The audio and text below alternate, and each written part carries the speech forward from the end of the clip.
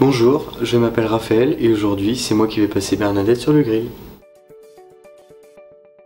Bonjour Bernadette. Bonjour Raphaël. Alors, on parle beaucoup du label Ville d'Art et d'Histoire qui a été attribué à la ville de Brest récemment. Comment comptes-tu le mettre en avant ?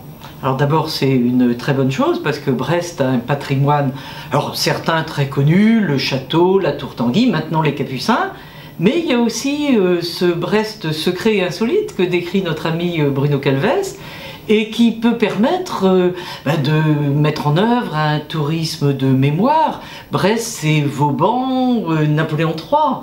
Il y a tout un patrimoine, il y a aussi la dernière guerre mondiale, les abris, il y a des cimetières militaires, il y a aussi de la préhistoire, ce fameux pilier rouge. Donc il y a beaucoup de choses à découvrir qui pourraient être mises en œuvre pour du tourisme patrimonial.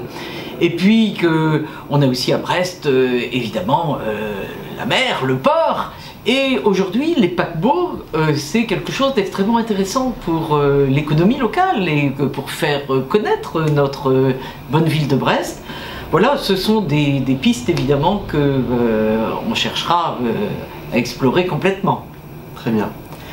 Alors, on parle aussi beaucoup de la langue bretonne où certaines générations, notamment ma génération, pensent qu'elle est obsolète. Est-ce que tu penses que cette langue bretonne peut être mise en avant et valorisée auprès des plus jeunes notamment? Alors bon, d'abord, il y a encore beaucoup de jeunes qui apprennent le breton maintenant. Alors ils l'ont plus forcément par la transmission familiale, mais il y a les écoles, Diwan, Diavies, Diyun, dans l'enseignement public et dans l'enseignement catholique.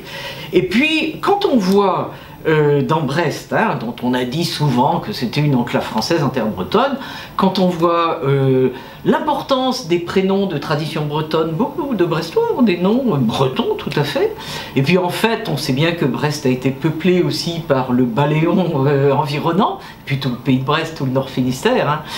Bon, je crois que ça vaut la peine de le défendre, c'est quelque chose qui dit vraiment quelque chose d'important de notre façon de penser, de notre façon de comprendre le monde.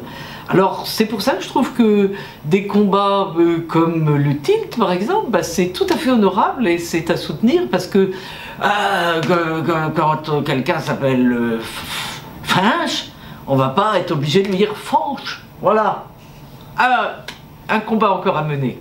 Très bien, merci.